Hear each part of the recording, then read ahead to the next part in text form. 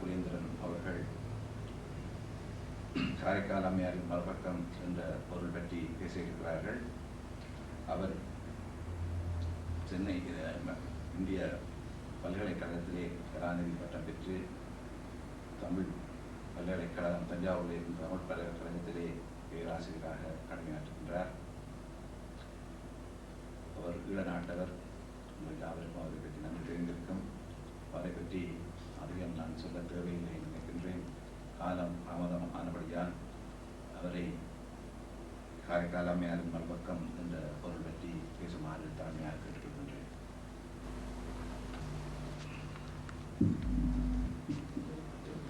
அன்பர்கள் அனைவருக்கும் எனது அன்பார்ந்த வணக்கங்கள்.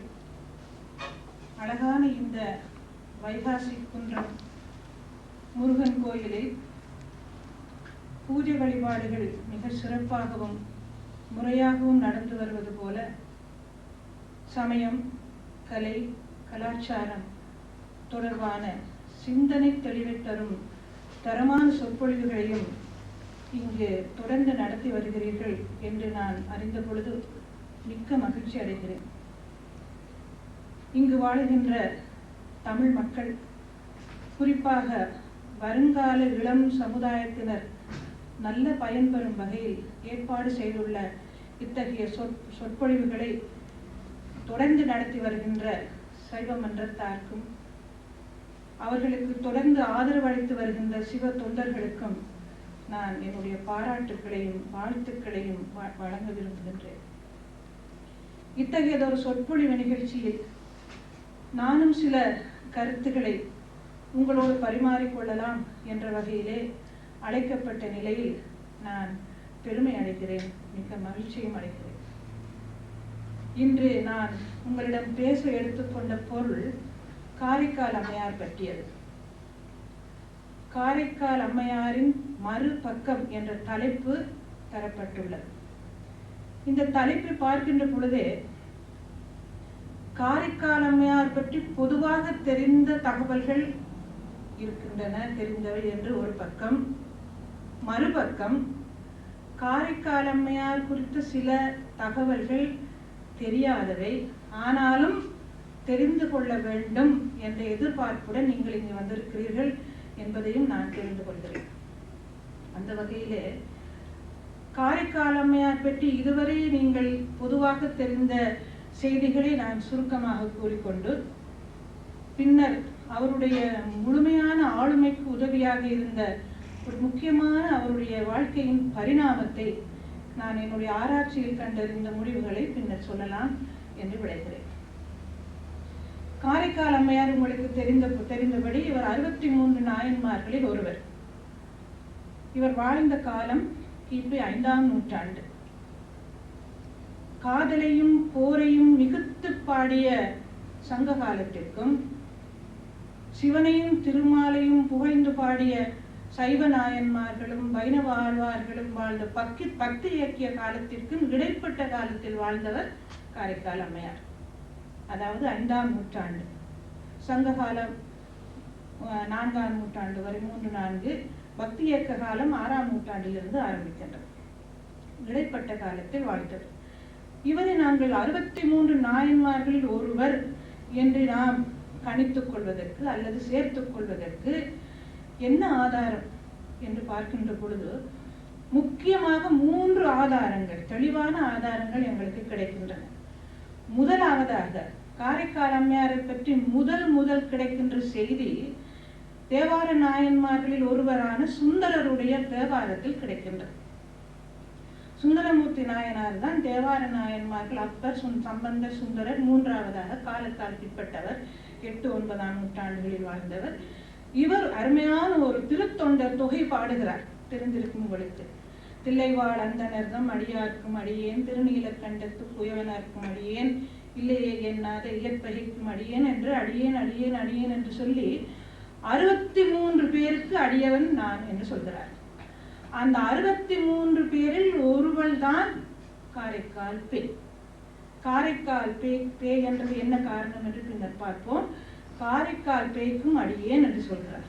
இப்ப முதலாக சுந்தரருடைய திருத்தொண்டர் தொகையில் கிடைத்த அந்த ஆதாரத்தை ஒரே ஒரு வரி மட்டும்தான். 63 நாயன்மார் என்று இன்று வரை நாம் சொல்வதற்கு முதல் ஆதாரம் சுந்தரருடைய திருத்தொண்டர் தொகை. இதை அடுத்து நம்பியாண்டார் நம்பிகள் 11ஆம் நூற்றாண்டிலே இந்த ஒவ்வொரு வரியிலும் இருந்த நாயன்மார்களுடைய செய்தியை எடுத்து 4 வரிகளில் 63 நாயன்மார்களுக்கும் திருத்தொண்டர் திருவந்தாதி பாடினார். அது இரண்டாவது ஆதாரம். கொஞ்சம் சற்று கூடிய தகவல்கள். இந்த சுந்தரமூர்த்தி நாயனார் பாடிய செய்தியையும் நம்பியாண்டார் நம்பிகள் சற்று விரித்து கூறிய செய்தியையும் ஆதாரமாக வைத்துக் கொண்டு உங்களுக்கு தெரியும், சேக்கிழார் பெருமான் 63 நாயன்மார்களை பற்றி ஊரூராக தெரிந்து இடமிடமாக சென்று தகவல்கள் சேகரித்து ஒரு மிகப்பெரிய ஒரு புராணம் எழுதினார். பெரிய புராணம். அந்த புராணத்தில் காரைக்கால் அம்மையார் வரலாறு, அவருடைய இந்த இறை பின்னணி, இதை பற்றி 50க்கும் மேற்பட்ட விருத்தப்பாக்களை தருகிறார். இந்த செய்திகளை வைத்துக் கொண்டுதான் நாம் காரைக்கால் அம்மையாருடைய தெய்வீக வாழ்க்கையை பற்றி நாங்கள் அறிந்து கொள்கிறோம். அந்த வாழ்க்கையை பற்றி நான் சுருக்கமாக சொல்லலாம் என்று நினைக்கின்றேன். காரைக்கால் அம்மையார் உங்களுக்கு தெரியும், இவருடைய இயற்பெயர் புனிதவதியார். இவர் காரைக்காலுக்கு அருகிலே உள்ள ஒரு கிராமத்தில் பெருவணிகர் குலத்திலே பிறந்து மொழி பேசுகின்ற காலம் முதல், அதாவது மழலை பேசுகின்ற காலம் முதல் சிவநாமத்தை சொல்வதிலும் சிவ கதைகள் கேட்பதிலும் சிவ அடியார்களை கண்டு அன்பு பாராட்டுவதிலும் அவர் நாட்டம் கொண்டு அவருடைய வாழ்க்கை மலர்ந்ததாக சேக்கிழார் பாடுகிறார். அப்படி மலர்ந்த அந்த இளம் குழந்தை புனிதவதியார் மனப்பருவம் எய்தியதும் அந்த காரைக்காலிலே இருக்கின்ற மிகப்பெரிய செல்வந்தர் பெருவணிகர் ஒருவரின் மகனாகிய பரமதத்தனுக்கு மனைவியாகிறார். மனைவியான இடத்தும் அவர்கள் தனி குடித்தனம் நடத்துகின்ற பொழுது தொடர்ந்து இந்த சிவ அன்பு பாராட்டுவதிலும் சிவ அடியார்களை அழைத்து உபசரிப்பதிலும் சேவை செய்வதிலும் புனிதவதியார் தன்னுடைய இல்லறத்தை நல்லறமாக்கி கொண்டு வாழ்க்கை நடத்தி வந்தார். இப்படியாக இருக்கின்ற காலகட்டத்திலே இந்த மண்ணுலகிலே புனிதவதியார் பிறந்ததின் நோக்கம், பிறந்ததின் பேட்டு உணர வைப்பதற்காக திருவருளால் ஒரு அற்புதமான நிகழ்ச்சி ஒன்று நடக்கின்றது. வழக்கம் போல ஒரு நாள் பரமதத்தன் வியாபாரம் செய்வதற்காக தன்னுடைய கடைக்கு செல்கின்றார். அங்கு சென்ற பொழுது ஒரு மாம்பழ வியாபாரி வந்து, கேள்விப்பட்டிருப்பீர்கள், மாம்பழம் விற்கின்ற பொழுது பரமதத்தன் 2 மாங்கனிகளை வாங்கி தன்னுடைய வேலையாளிடம் கொடுத்து இதை வீட்டில் சேர்த்து விடு என்று கொடுக்கிறார். வீட்டிலே அந்த வேலையார் கொடுத்த பொழுது புனிதவதியார் தன்னுடைய கணவருக்கு அறுசுவை அமுது தயார் செய்து கொண்டிருக்கிறார். அந்த மாங்கனிகளை எடுத்து வைத்துவிட்டு சமையல் தொடங்கலாம் என்று ஆரம்பித்த பொழுது வாசலிலே ஒரு படுத்த ஒரு சிவ அடியார் பசியோடு வந்து நிற்கிறார். இவரை உள்ளே அழைத்து அவருக்கு வேண்டிய உபசாரங்கள் செய்துவிட்டு இவருக்கு இன்னமுது கொடுக்க வேண்டுமே என்று பார்த்தால் சமையல் முடியவில்லை. எனவே கணவர் கொடுத்து அனுப்பிய மாம்பழங்களில் ஒன்றை அந்த சிவ அடியாருக்கு அருந்த கொடுத்து அவரை நல்ல முறையில் சேவை செய்து அவரை வழி அனுப்புகிறார். இதன் பின்னர் கணவர் வீடு வருகின்ற பொழுது மதிய நேரம் அறுசுவை உணவை கணவருக்கு அன்போடு பரிமாறிய பின்னர் அந்த அடுத்த மாம்பழத்தை எடுத்து கணவருக்கு கொடுக்கிறார். கொடுக்கின்ற பொழுது அதை உண்கின்ற பொழுது, ஆகா என்ன அரும்பெரும் சுவை, நன்றாக இருக்கின்றது, அடுத்த மாங்கனியையும் நான் சுவைக்கலாமா, அருந்தலாமா என்று கணவர் கேட்கிறார். இவள் ஒரு பதிவிரதை. கணவன் கேட்பதை தன்னால் கொடுக்க முடியவில்லையே, சிவாடியாருக்கு கொடுத்து விட்டேனே என்று உள்ளே சென்று மனம் கலங்கி நின்ற பொழுது திருவருளார் அவளுடைய கைகளில் ஒரு மாங்கனி தோன்றுகின்றது. இந்த காலத்தில் அதை ஏற்றுக்கொள்வார்களோ இல்லையோ, இது கலியுகம். அன்று இது போன்ற அற்புதங்கள் பல நிகழ்ந்திருக்கின்றன. அந்த வகையிலே அந்த மாங்கனியை எடுத்து கணவனுக்கு சென்று கொடுத்த பொழுது அதை உண்ட கணவர், முதல் நான் உண்ட மாங்கனியை விட இந்த மாங்கனி மிகச் சுவையாக இருக்கின்றதே, இது எப்படி, ஆகா இது அமிர்தம் போல் இருக்கின்றதே, இது எப்படி என்று கேட்கின்ற பொழுது இவள் கணவருக்கு பொய் சொல்ல விரும்பவில்லை. எனவே உண்மைதான் சொல்ல வேண்டும் என்று சொல்லி நான் கொடுத்த மாங்கனியை, நீங்கள் கொடுத்த மாங்கனிகளில் ஒன்றை ஒரு சிவனடியாருக்கு கொடுத்து விட்டேன், இது இறையருளால் எனக்கு கிடைத்த மாங்கனி என்று உண்மை சொல்கிறார். கணவன் நம்பவில்லை. மானிடப்பெண், இவளுக்கு எப்படி இறையருளால் ஒரு மாங்கனி கிடைக்க முடியும்? எனவே சொல்கிறார், அப்படியானால் எனக்கு முன்னரே நீ இன்னும் ஒரு மாங்கனியை நீ தருவித்து தருவியா என்று கேட்கிறார். என் செய்வாள் பேரு. இறைவனை பார்த்து, சுவாமி, அப்பனே, என்னுடைய கணவர் கேட்கிறார், நீங்கள் தான் எனக்கு அந்த மாங்கனியை கொடுத்தால் இன்னொரு மாங்கனியும் நீங்கள் தந்துதவ வேண்டும் என்று மனம் கனிந்து வேண்டிய பொழுது அற்புதமாக அவள் கையில் மற்றொரு மாங்கனி தோன்றுகின்றது. அந்த மாங்கனியை கணவர் கையில் கொடுத்த பொழுது அந்த மாங்கனி மாயமாக மறைந்து விடுகிறது. உடனே கணவர் மனதில் துணுக்குட்டார், பயந்தார், அச்சமுட்டார். ஏன்? இவள் மானிட பெண் அல்ல. சேக்கிழார் வார்த்தைகளில் சொல்ல போனால் தெய்வம் தொழுகுலத்தாள் என்று அஞ்சுகிறார். எனவே மனதிலேயே அச்சமுற்று, மனையாளுக்கும் இவள் தெய்வம் தொழுகுலத்தவளோடு எப்படி குடும்பம் நடத்த முடியும்? எனவே அன்று இரவே நான் அடுத்த ஊருக்கு நான் வியாபாரம் காரணமாக வாணிபம் செய்ய போகின்றேன் என்று சொல்லிவிட்டு ஊரை விட்டு கிளம்பி மதுரை சென்று அங்கு சில காலம் கழித்து மற்றுமோர் பெண்ணை மணந்து அவர்களுக்கு ஒரு குழந்தை பிறந்து அந்த குழந்தைக்கு புனிதவதி என்றே பெயரிட்டு அங்கு வாழ்ந்து கொண்டு இருக்கின்றார். இங்கு புனிதவதியார் கணவன் வருவார் வருவார் என்று காத்து கொண்டிருந்து கணவர் வராத நிலையில் பலரிடம் சொல்லி அனுப்பிய நிலையில் அவர் மதுரையில் இருக்கின்றார் என்று கேள்விப்பட்டு பெற்றோர் உற்றாரோடு மதுரை செல்கிறார். இது நான் கட்டுக்கதை அல்ல, இதெல்லாம் சேக்கிழார் புராணம். சென்ற பொழுது இவள் வருகிறாள் என்று கேள்விப்பட்ட பரமதத்தன் தன்னுடைய மனைவியோடும் மகளோடும் எதிர்கொண்டு வந்து சாஷ்டாங்கமாக அவருடைய காலிலே விழுந்து வணங்கி, தாயே, எங்களை ஆசீர்வதிக்க வேண்டும் என்று கேட்கிறார். துணுக்குற்றாள் புனிதவதியார். கணவன் என்று வருகின்ற பொழுது கணவன் காலில் விழுந்து வணங்குகின்ற அளவுக்கு என்னை அவர் மனைவியாக ஏற்கவில்லை என்றதும் அவள் நடுங்கினார். கணவனுக்கு வேண்டாத மனைவியாகி விட்டேன் என்று துணுக்குற்று மனம் நொந்த புனிதவதியார், கணவனுக்கு வேண்டாத இந்த இளமை எதற்கு? கணவனுக்கு வேண்டாத இந்த ஊருடம்பு எதற்கு? எனக்கு எப்புடம்பை தா என்று இறைவனை கேட்டு அழுது தன்னுடைய அன்பு முழுவதையும் சிவன் பால் செலுத்த ஆரம்பித்தாள் புனிதவதி.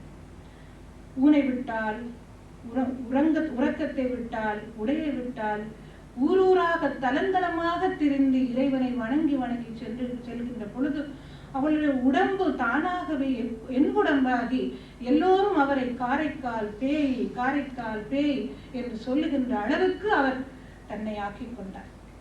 அந்த நிலையிலே இறைவனை கண்ணார காண வேண்டும் என்று இறைவனுடைய அற்புதத்தை உணர்ந்து உணர்ந்து பாடிய பாடல்கள் அற்புத திருவந்தாறு. இந்த கதை பொய்யல்ல என்று சொல்வதற்காக அவருடைய பாடல்களை சொல்கிறேன். இந்த பாடல்கள் கிடைக்கின்றன. அற்புத திருவந்தார், இறைவனுடைய திருவடிப்பேட்டை நான் பெற வேண்டும் என்று பாடியவை திருவிரட்டை மணிமாலை.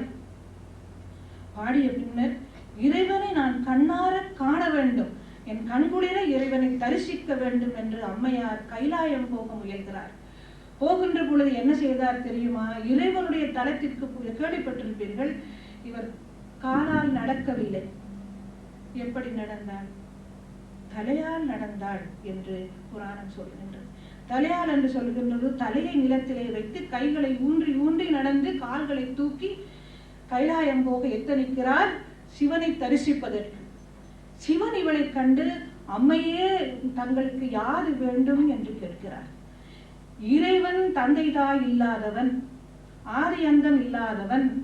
நீங்கள் எத்தனை புராணங்களை புரட்டி பார்த்தாலும் இறைவன் அம்மையே என்று அழைத்த ஒரே ஒரு பெண்மகள் காரைக்கால் அம்மையார் தான். இறைவனுக்கு அம்மையாக அமைந்த அந்த காரைக்கால் அம்மையார், அப்பா, எனக்கு ஒரு வரம் வேண்டும் கேட்கிறார். என்ன வரம்? பிறவாமை வேண்டும், எனக்கு இந்த பிறப்பே வேண்டாம். உங்கள் எல்லோருக்கும் திருவாசகம் தெரியும். புல்லாகி பூடாகி புழுவாகி மரமாகி பல்விருகமாகி பறவையாய் பாம்பாகி செல்லான் என்ற தாவர சங்கமத்துள் எல்லா பிறப்பும் பிறந்து இழைத்தேன் என்று மணிவாசகர் பாடுகிறார். எனக்கு போதும் இந்த பிறவி என்று. அம்மையார் எடுத்த எடுப்பிலேயே சொல்கிறார், பிறவாமை வேண்டும், மீண்டும் பிறப்புண்டேல். அதாவது ஏதாவது நான் பாவ புண்ணியங்கள் செய்திருந்தால் பிறவி வரும்.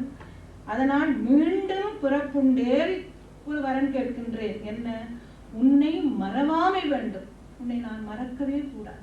போதவில்லை அம்மையார், இன்னும் வேண்டும். அடுத்தது கேட்கிறார், அரவா நீ ஆடும் பொழுது உன் அடிக்குள் இருந்து நான் பாட வேண்டும் என்று கேட்கிறார். எனக்கு பிறவாமை வேண்டும், மீண்டும் பிறப்புண்டேல் உன்னை மறவாமை வேண்டும், இன்னும் வேண்டும். அரவா நீ ஆடும் போது உன் அடிக்குகள் இருந்து பாட வேண்டும் என்று கேட்கிறார். அம்மையே தாங்கள் திருவாலங்காடு செல்லுங்கள். உங்களுக்கு தெரியும், திருவாலங்காடு தமிழ்நாட்டில் இருக்கின்ற ஒரு புண்ணிய ஸ்தலம். திருவாலங்காட்டுக்கு செல்லுங்கள், அங்கு நான் என்னுடைய ஆடற்கோலத்தை தங்களுக்கு காண்பிக்கின்றேன் என்று அப்பன் சொன்னதாகவும், அம்மையார் திருவாலங்காடு செல்கிறார். அங்கு இறைவன் ஒரு காலை ஊன்றி ஒரு காலை தூக்கி அபயகரம் காட்டி தூங்குகரத்தால் அடைக்கலம் கொடுத்து ஞானானந்த கூட்டை அற்புதமாக ஆடுகிறார். கண்ணார காண்கிறார் அம்மையார். கண்களில் நீர் சொரிய பேரானந்தம் பெருக திருவாலங்காட்டு மூத்த திருப்பதிகங்களை பாடினார். திருவாலங்காட்டு மூத்த திருப்பதிகங்கள்.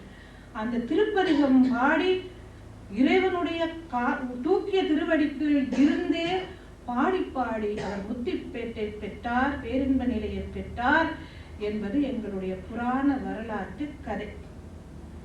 இந்த வரலாறு இவ்வாறு இருக்க, இந்த பாடல்கள் மூன்றும் எங்களுக்கு கிடைக்கின்றது. இன்றைக்கு 11வது திருமுறையிலே, 12 திருமுறைகளிலே 11வது திருமுறையிலே அற்புத திருவந்தாதி, திருவரட்டை மணிமாலை, திருவாலங்காட்டு மூத்த திருப்பதிகங்கள் கிடைக்கின்றன. எனவே அது உண்மை. அடுத்து என்று பார்த்தால், நீங்கள் தமிழகத்து கோயில்களில் திருவாலங்காட்டிற்கே போங்கள். அங்கு தூக்கிய திருவடியோடு இறைவன் நிற்கின்றான். பாத கமலங்களிலே அம்மையார் கையில் தாளத்தோடு எப்புருவோடு இருந்து அமர்கின்ற சிற்ப படிவம் இருக்கின்றது. திருவாலங்காட்டில் மட்டுமல்ல, தமிழகத்தில் பல கோயில்களில் அம்மையாருடைய திருவுருவம் இருக்கின்றது. 63 நாயன்மார் சிலையிலே ஒரே ஒருவர் மட்டும் உட்கார்ந்த நிலையில் இருப்பவர் காரைக்கால் அம்மையார் தான். மற்ற அத்தனை நாயன்மார்களும் நின்றபடி நிற்கிறார்கள். அம்மையாருக்கு அத்தனை உயர்ந்த ஒரு பதவி. கேரளா நாட்டிற்கு போங்கள். சேர மன்னருடைய காலத்திலே அம்மையாருக்கு சிலை எடுத்திருக்கிறார்கள். கடல் கடந்த நாடாகிய இலங்கையிலே புலனறுவையிலே கிடைக்கப்பெற்ற காரைக்கால் அம்மையார் சிற்ப படிவம் இன்று கொழும்பிலே அருங்காட்சியகத்தில் இன்றும் இருக்கின்றது. கம்போடியா, வியட்நாம், பாலி போன்ற தென்கிழக்காசிய நாடுகளிலும் அம்மையாருடைய சிலைகள் இருக்கின்றன. இவற்றையெல்லாம் ஒட்டுமொத்தமாக பார்க்கின்ற பொழுது உண்மையாகவே இப்படி ஒரு அம்மையார் வாழ்ந்திருக்கிறார், இப்படிப்பட்ட வாழ்க்கையை நடத்தி இருக்கிறார், இப்படிப்பட்ட பாடல்களை பாடியிருக்கின்றார் என்ற செய்திகள் எல்லாம், இதெல்லாம் நமக்கு தெரிந்த பொதுப்பட்ட நிகழ்ச்சிகள். இது மட்டுமல்ல, இன்று கூட திருவாலங்காட்டில் அல்ல, காரைக்காலிலே ஆவணி மாதத்திலே மாம்பழ திருவிழா ஆண்டுதோறும் நடைபெற்று வருகிறது. அம்மையார் மாம்பழத்தினால் தானே அவருடைய வாழ்க்கை மாறியது. அந்த மாம்பழ திருவிழா என்று நீங்கள் போனீர்களானால் ஒரு அற்புதமான உணர்ச்சி. வண்டி வண்டியாக கூடை கூடையாக மாம்பழை கொண்டு வந்து தெருவெல்லாம் எறிவார்கள். ஏனென்றால் அம்மையாருக்கு கொடுப்பது போன்ற ஒரு உணர்வு. எனவே இவற்றையெல்லாம் பார்க்கின்ற பொழுது அம்மையாருடைய தெய்வீக வாழ்க்கை, அவருடைய வாழ்க்கையினுடைய பலனால் அவருடைய பங்கு சைவ உலகிற்கு கிடைத்தது, பக்தி மார்க்கத்திற்கு கிடைத்தது, தமிழ் இலக்கியத்தினுடைய வளமைக்கு கிடைத்தது. இப்படியாக ஒட்டுமொத்தமாக பார்க்கின்ற பொழுது, நான் ஒரு ஆராய்ச்சி நிறுவனத்தில், தமிழ் பல்கலைக்கழகம் ஒரு உயர் ஆராய்ச்சி நிறுவனம், அங்கு ஆராய்ச்சி கண்ணோட்டத்தோடு காரைக்கால் அம்மையாருடைய இந்த வரலாற்றை நான் பார்த்து நுணுக்கமாக படித்த பொழுது, அம்மையாருடைய முழுமையான ஆளுமைக்கு இன்னும் பல காரணங்கள் இருக்க வேண்டும், அவை என்னவாக இருக்கலாம் என்று நான் நுணுகி பார்த்த பொழுது எனக்கு அருமையான சில செய்திகள் கிடைத்தன. அந்த செய்திகளை நான் ஆழமாக ஆதாரங்களுடன் சேர்த்து சேகரித்து காரைக்கால் அம்மையாருடைய முழுமையான ஒரு பரிணாமத்தை, ஒரு முழுமையான ஆளுமையை 8ஆம் உலக தமிழ் ஆராய்ச்சி மாநாடு தஞ்சையிலே நடைபெற்ற பொழுது திருவாளர் சுந்தரேசன் அவர்களும் அந்த நிகழ்ச்சிக்கு வந்திருந்தார்கள் என்று கேட்ட பொழுது எனக்கு மகிழ்ச்சியாக இருந்தது. அந்த பெருந்திரளான மக்கள் முன்னிலே இந்த ஆராய்ச்சியை எடுத்து முன்வைத்தேன். அந்த ஆராய்ச்சி முடிவுகள் ஏற்கப்பட்டது மட்டுமல்லாமல் ஒரே ஒரு ஆராய்ச்சி ஏற்கப்பட்டது. அது என்னுடைய ஆராய்ச்சி. அது என்னன்னு சொல்கின்றேன். தமிழக அரசும் அதை ஏற்று அது ஒரு அரசு ஆணையாக பிறப்பித்து இன்று தமிழகம் எங்கும் காரைக்கால் அம்மையார் மகாநாடு, காரைக்கால் அம்மையார் கருத்தரங்குகள், பாடநூல்களில் காரைக்கால் அம்மையாருடைய வரலாறு போன்றவை சேர்க்கப்பட்டு, அது மட்டுமல்லாமல் நான் தமிழிலும் ஆங்கிலத்திலும் எழுதின காரைக்கால் அம்மையாருடைய புது கோணத்திலான மறுபக்கம் என்று சொல்கிறோம், புது பரிமாணம், அதாவது காரைக்கால் அம்மையார் நம்முடைய தெய்வ தமிழ் இசையின் வழிகாட்டியாக நின்று தென்னிந்திய இசையின் தாய் என்று நிறுவினேன். She is the mother of South Indian music என்று. அதை பின்னர் நான் சொல்லுகின்ற பொழுது நீங்களே ஏற்றுக்கொள்வீர்கள் எதனால் நாங்கள் இந்த முடிவுக்கு வருகிறோம் என்று சொல்லி. அப்படி சொல்லுகின்ற பொழுது இந்த 2 முக்கியமான குறிப்புகள் எனக்கு முதலில் கிடைத்தன என்று சொன்னேனே, அது என்ன குறிப்புகள் என்று சொன்னால், சேக்கிழார் புராணத்திலே ஒரு வரி, அது என்ன வரி என்றால், கவுனியர் நாவுக்கரசர் பேயார் இம்மூவரும் இயலிசை வல்லோர் என்று ஒரு குறிப்பு சேக்கிழார் புராணத்தில். கவுனியர் நாவுக்கரசர் பேயார் இம்மூவரும் இயல் இசை வல்லோர். கவுனியர் என்பது ஞானசம்பந்த பிள்ளையார், உங்களுக்கு தெரியும். ஞானசம்பந்த பிள்ளை ஏராளமான தேவார பதிகங்கள் பாடியிருக்கிறார். அவர் இயலிலும் வல்லவர், இசையிலும் வல்லவர் என்பது உங்களுக்கு தெரியும். பண்ணோடு பாடல்கள் பாடியிருக்கிறார். நாவுக்கரசர் அப்பர் பெருமான், பேயார் காரைக்கால் அம்மையார். இப்படியாக சொல்லுகின்ற பொழுது நான் நினைத்தேன், இந்த மூவரிலும் காலத்தால் முற்பட்டவர் யார்? பேயார். எனவே பேயார், கவுனியர், நாவுக்கரசர் என்றுதான் வந்திருக்க வேண்டும். ஆனால் இந்த மூவரும் இயலிலும் வல்லவர்கள், இசையிலும் வல்லவர்கள் என்று சொல்லும் பொழுது, அம்மையாருடைய பாடல்களில் எங்களுக்கு திருவரட்டை மணிமாலை, அற்புத திருவந்தாய், திருவாலங்காட்டு மூத்த திருப்பதியங்கள் இயல் versus prose, அதாவது பாடல்களாக கிடைக்கின்றன. இசையில் வல்லவர் என்று சொல்லுகின்ற பொழுது பார்த்தால், இந்த 3 படைப்புகளில், அதாவது திருவரட்டை மணிமாலை, அற்புத திருவந்தாதி, திருவாலங்காட்டு மூத்த திருப்பதியங்களில் 2 பதிகங்கள் இருக்கின்றன. பதிகம் என்றால் உங்களுக்கு தெரியும், 10 பாடல்கள் கொண்டவை பதிகங்கள். தேவார திருப்பதியங்கள் நாங்கள் ஒரே தேவாரத்தை பாடிவிட்டு பதிகம் பாடிய திருப்தியோடு போய்விடுகிறோம். 10 பாட்டும் பாடினால்தான் பலன் உண்டு. அதை சொன்னவர் வேறு யாரும் அல்ல, காரைக்கால் அம்மையாரே சொல்லியிருக்கிறார். 10 பாடல்களில் 2 பதிகங்கள் பாடினார். இறைவனுடைய திருக்கோலத்தை, நடனத்தை கண்ட பொழுது பாடிய பாடல்கள் மூத்த திருப்பதிகங்கள் என்று இன்றைக்கு அவை பெயர் பெறுகின்றன. அந்த ஒரு முதலாவது திருப்பதி, அந்த திருப்பதி 10 பாடல்கள் கொண்ட பதிகங்கள் என்றதற்கு அம்மையாரே 11வது பாடலில் என்ன சொல்கிறார் பாருங்கள். காரைக்கால் பேய் செப்பிய செந்தமிழ் வல்லோர், செப்பிய செந்தமிழ் வல்லோர் சிவகதி அடைந்து பேரின்பம் எய்துவாரே. அதாவது அதனுடைய பயன் என்ன? பயன் 10 பாட்டையும் நீங்கள் பாடினால், காரைக்கால் பேய் செப்பிய செந்தமிழ் 10ம் வல்லோர் சிவகதி சேர்ந்து இன்பம், அதாவது எங்களுக்கு முத்திப்பேறு கிடைக்கும் என்கிறார். 2வது திருப்பதிகத்திலே என்ன சொல்கிறார்? காரைக்கால் தன் பாடல் 10ம் பாடி ஆட பாவம் நாசமே என்கிறார். 10 பாடல்களை நீங்கள் பாடி ஆடுங்கள், ஆடினால் உங்களுடைய ஊழ்வினை பயனெல்லாம் நாசமாகிவிடும், உங்களுக்கு முத்திப்பேறு கிடைக்கும் என்று அந்த பயனை சொல்கிறார். இந்த பயன் பதிக வழியில் சொன்னது. இப்போ பாருங்கள், இந்த பதிகம் என்பது ஒரு இசை பாடல் வகை, மியூசிக்கல் காம்போசிஷன். ஆசிரியப்பா போல அல்லாமல் இசை கொண்டு பாட வேண்டிய ஒரு இசை அமைப்பு சங்க காலத்திலும் இருந்திருக்கின்றது. எப்படி என்று சொன்னால் 10 பாடல்களாக அந்த குறிஞ்சி பாடல் 10 என்று இருக்கின்றன. ஆனால் அம்மையார் ஒரு புதிய வழியை எடுத்தார். என்ன வழி என்றால், அந்த பதிக வழியால் இறைவனை முன்னிலைப்படுத்தி பாடுகின்ற ஒரு மார்க்கம், பக்தி மார்க்கம். இசைவனை கசிந்து உருகி நெக்குருக பாடுவதற்கு இந்த பதிகங்கள் உகந்த பாடல் வகை என்று தேர்ந்தெடுத்து அந்த பதிகத்தை பயன்படுத்தினார். இந்த அம்மையார் பயன்படுத்திய இந்த பதிகத்தை தான் பின்னர் தேவார நாயன்மார்கள் என்ன பாடினார்கள்? தேவார பதிகங்கள் அத்தனையும் பதிகங்கள். அத்தனை என்று சொல்கின்ற பொழுது இவர்கள் லட்சக்கணக்கான பதிகங்கள் பாடியிருக்கிறார்கள். இன்று நமக்கு கிடைப்பவை 798 பதிகங்கள் தான் கிடைக்கின்றன. மீதி எல்லாம் செல்லரித்து போய்விட்டன. அதற்கு பல காரணங்கள் உண்டு. காலத்தின் வெள்ளத்தில் அழிந்து போய் இன்று 797 பதிகங்கள். அந்த பதிகங்களில் இடையிடையே சில பாடல்கள் விடுபட்ட நிலையில் 8272 பாடல்கள் கிடைக்கின்றன. ஒவ்வொரு பதிகத்திலும் 10 அல்லது 11 இருக்கும். பாடல்களாக சேகரித்து பார்த்தால் 8272 பாடல்கள் கிடைக்கின்றன. இவை அத்தனையும் அம்மையார் காட்டிய பதிக வழியால் தான் பாடப்பட்ட பதிகத்தை தான் சம்பந்தர் பயன்படுத்தினார், அப்பர் பயன்படுத்தினார், சுந்தரரும் பயன்படுத்தினார். இவர்கள் மட்டுமல்ல, ஆழ்வார்கள் இதே காலத்தில் வைணவ ஆழ்வார்கள் வாழ்ந்தார்கள். உங்களுக்கு தெரியும், முதல் ஆழ்வார்கள் பேயாழ்வார், பூதத்தாழ்வார், பொய்கை ஆழ்வார், முதல் ஆழ்வார். இவர்கள் எல்லாரும் கூட இவர்கள் பதிகத்தை மாலை 10 பண்ணின்பம் வர பாடும் என்று சொல்கிறார். 10 பாடல்களாக பாடும்.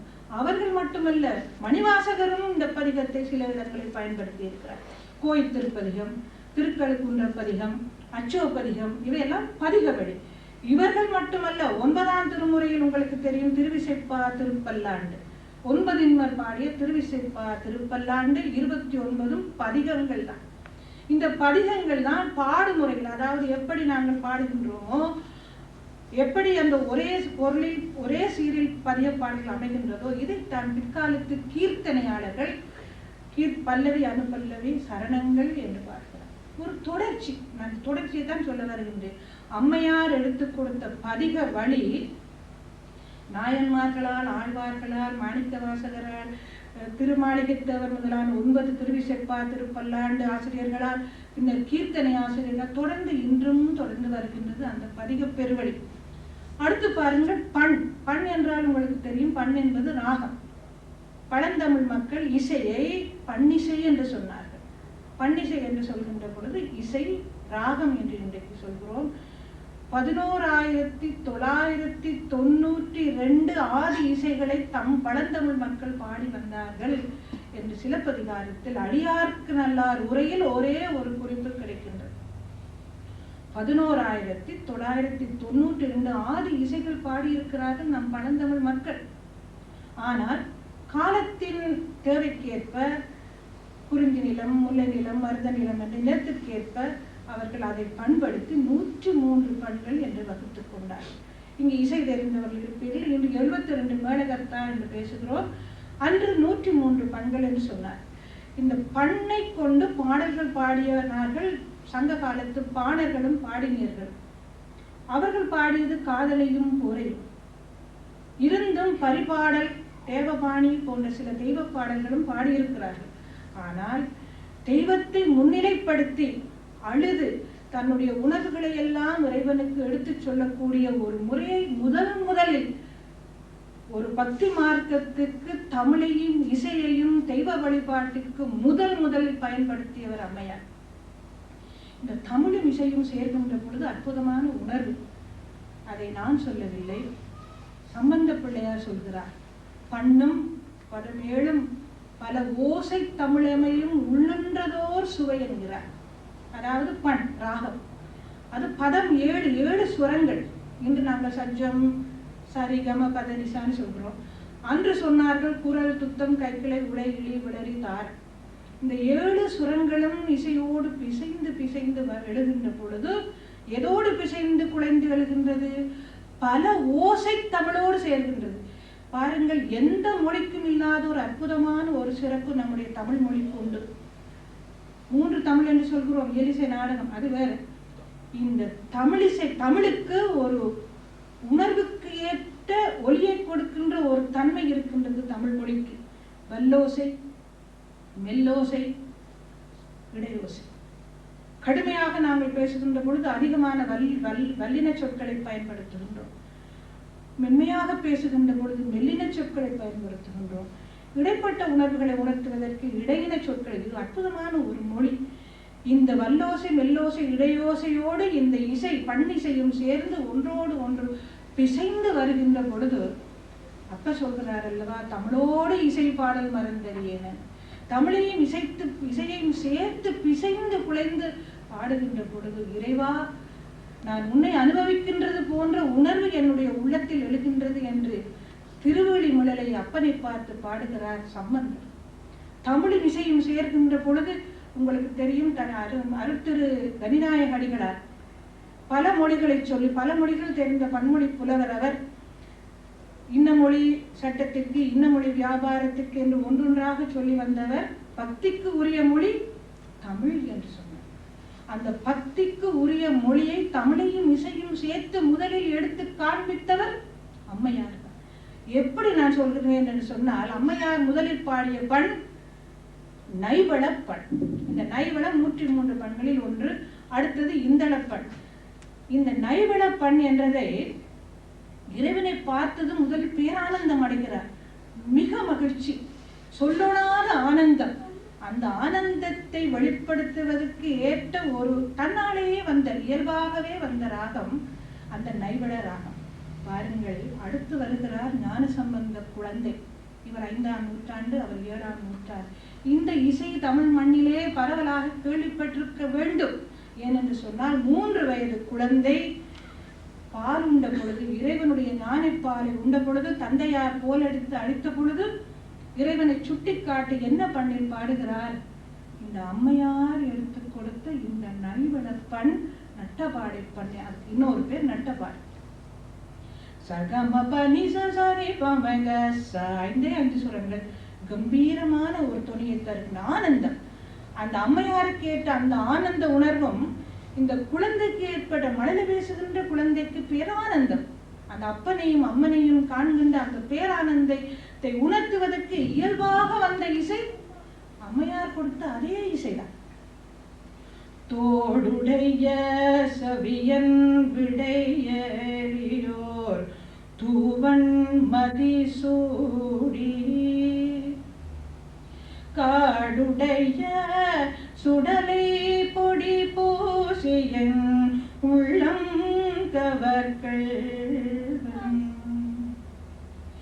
ஏடுடைய மலரான் முனை நாட்பணிந்து ஏத்த அருள் செய்த பேடுடைய பிரமாபுரம் விய பெம்மானிவன் அன்று. இந்த அம்மையார் கொடுத்த அதே பண்தான்.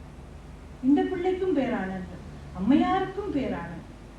அதே போல அம்மையார் அடுத்த பதிகம் 2வது பதிகத்தை இந்தள பண்ணி பாடுகிறார். 2 பதிகங்கள்ல 2 பண்கள். இதை வைத்துத்தான் என்னுடைய ஆராய்ச்சியை ஆரம்பித்தேன். 2வது பண் இந்தளப்பண். இந்தளப்பண்ணினுடைய இன்று அதனுடைய பெயர் உங்களுக்கு தெரியும், பழந்தமிழ் பன்னிசைதான் என்று கர்நாடக இசை என்ற பெயர் கொண்டு ராகங்களாக புதிய பெயர்கள் கொண்டு இன்றைக்கு பழக்கத்தில் இருக்கின்றது.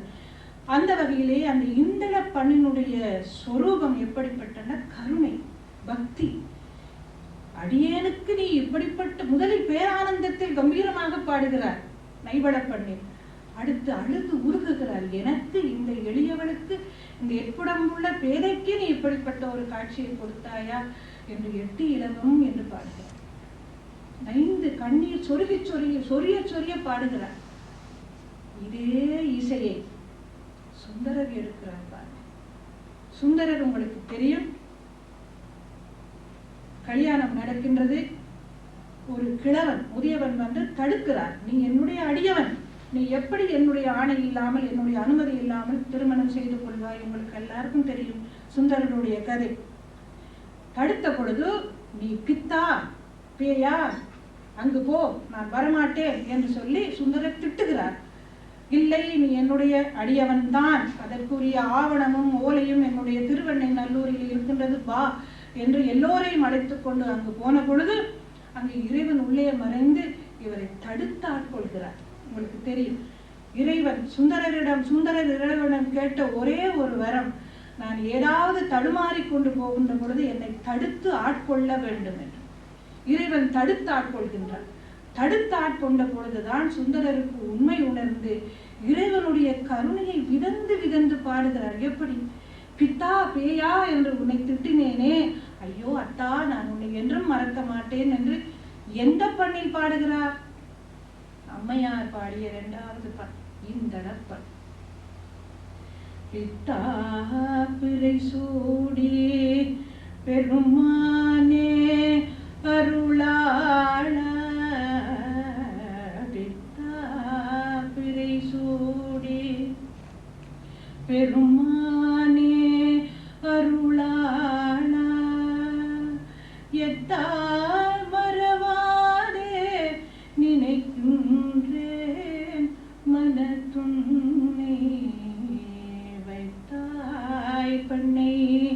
தென்பால் வெண்ணி நல்லூரருத்துறையுள் அத்தாவுனக்காளாயினி அல்லேனென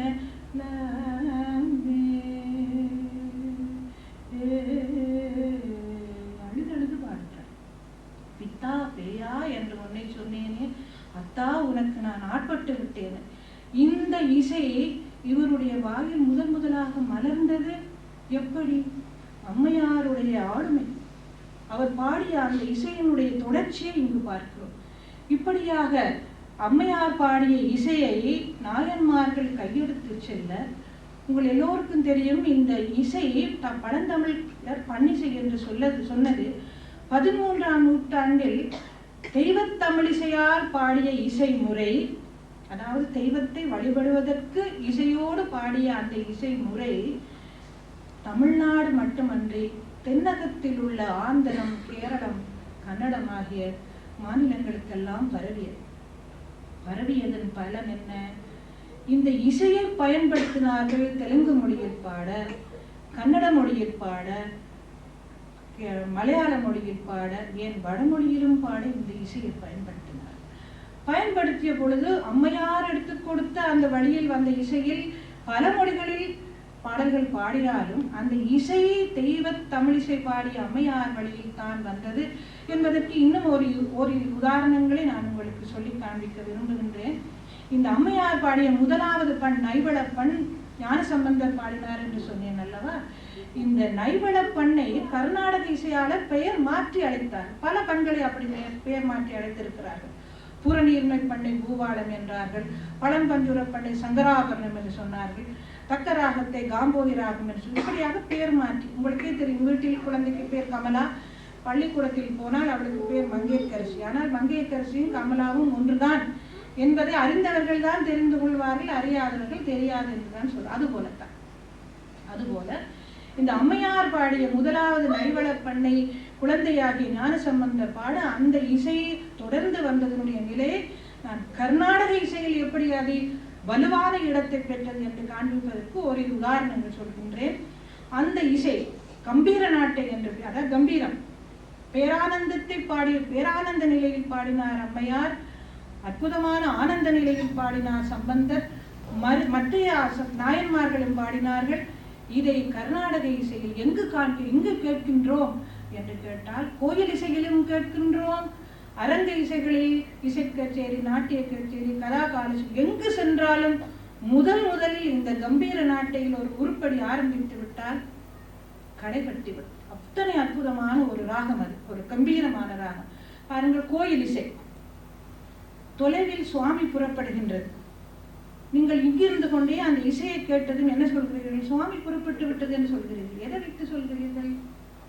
அந்த இசையை வைத்து சொல்கிறீர்கள். அந்த இசை, அந்த கம்பீர உணர்வை சாமி புறப்பட்டு விட்டார் என்று தெரிகின்றது. அதை இன்று நாங்கள் மல்லாரி என்று சொல்கிறோம். மல்லாரி, அந்த மல்லாரி உரிய ராகம் கம்பீர நாட்டை, அதை விட வேறு ராகமே இல்லை. அந்த கம்பீர நாட்டை தான் அம்மையார் பாடிய நைவளமும் சம்பந்தர் பாடிய அந்த நைவளமும் அந்த ராகத்தினுடைய சாவளதான். பாருங்க, சாமி புறப்படுகின்றது, அந்த கம்பீரம் வருகின்றது. தத்தரிதாம் தக்ககணுதாம் தாம் தக்கிட தீம் தக்கிட தும் தக்கிட தத ததி தி தும் தும் தும் நம் நம் நம் த ததிங்கிணதும் ததிங்கிணதும் ததிங்கிணதும் தத்தரிதாம் தக்ககணுதாம் தாம் தக்கிட தீம் தக்கிட தும் தக்கிட தத ததி தி தும் தும் தும் நம் நம் ததிங்கிணதும் ததிங்கிணதும் ததிங்கிணதும் தத்தரிதாம்.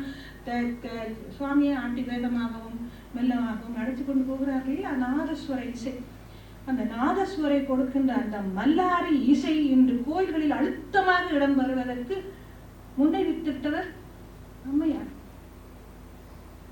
இதே போல இன்று கச்சேரி ஒன்றுக்கு போகுங்கள், அங்கு எந்த ராகத்தை நீங்கள் ஆரம்பித்தாலும் கடை கட்டாது போனாலும் கம்பீர நாட்டையில் ஒரு உருப்படி ஆரம்பித்து விடுங்கள், உடனே அந்த மியூசிக்கல் என்வாயன்மெண்ட் சொல்வார்கள் இல்லையா, மியூசிக்கல் அட்மாஸ்பியர் உடனே கிரியேட்டட் ஆகிவிடும். உருவாகிவிடும். எப்படி? ஞான விநாயகனே ஞான விநாயகனே சரணம், நல்லவனே மற்றெல்லாம் வல்லவனே பரிக ஸ்ரீ ஞான விநாயகனே. சகம பனி சக நிச பனி மப கம பனி சக நிச பனி மப கம பனி சாரி பமக சமக. இதெல்லாம் சிம்பிள் 5 சுரங்கள். இந்த 5 சுரங்களுக்குள் அவ்வளவு கம்பீரம் அழுந்தி இருக்கின்றது.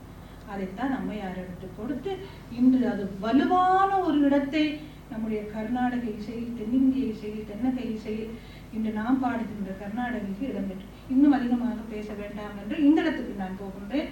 அம்மையார் பாடிய கருணையே உருவான அந்த இசையை சுந்தரர் பித்தாபுரை சூடி என்று பாடி அழுதார் அல்லவா, அத்தா உனக்கு ஆளாய் இனி அல்லேன் என்று உருகி பாடியது அந்த நீண்ட கால ஓட்டத்தில் தொடர்ந்து வந்து நீங்கள் நம்பவே மாட்டீர்கள்.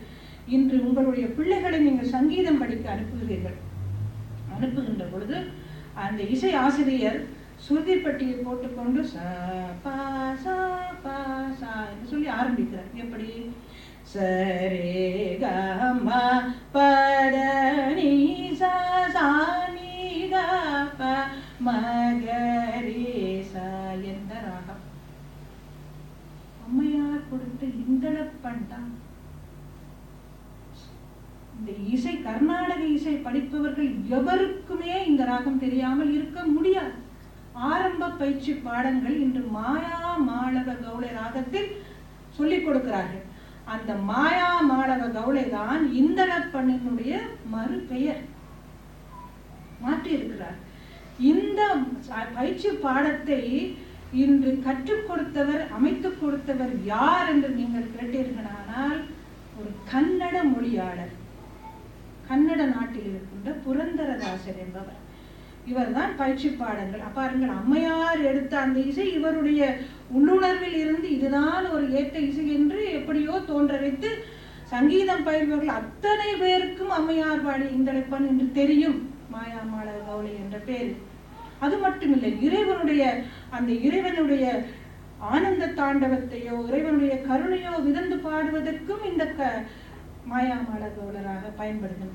இயலிசையாளர் அத்தனை பேரும், முத்துத்தாண்டவரோ மாரிமுத்தா பிள்ளையோ அருணாச்சல கவிராயரோ தியாகராஜ சுவாமிகளோ முத்துசாமி தீட்சரோ எல்லாரும் இந்த மாயா மாளவ ராகத்தில் கீர்த்தனையோ அல்லது தில்லானாவோ பதமோ ஏதோ பாடி இருக்கிறார். அவ்வளவு பிரபலமான ராகமாகிவிட்டது. ஏன் சொல்ல போனால் உங்களுக்கு தெரியும், சங்கீத மும்மூர்த்திகள் என்று சொல்லப்படுபவர்கள் யார்?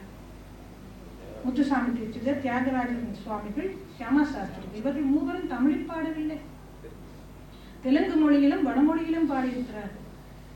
இவர்களில் முத்துசாமி தீட்சிதருக்கு முதலாக திருத்தணிகை முருகன் அருள் கொடுத்துத்தான் அவர் பாட ஆரம்பிக்கின்றார்.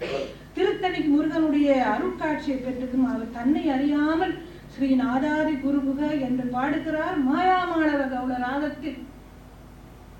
எப்படி அந்த ராகம் அவருடைய உள்ளத்திலே ஊறி இருந்திருக்கின்ற. இறைவா முருகா, நீ எனக்கு அருள் கொடுத்து விட்டாய் என்று சொன்னதும் சங்கராபரண ராகம் வரவில்லை, கல்யாணி ராகம் வரவில்லை. அந்த மாயா மாளவ கௌளை தான் அம்மையார் கொடுத்த அந்த இசைதான் ஊற்றாக இசையாக எழுகின்றது.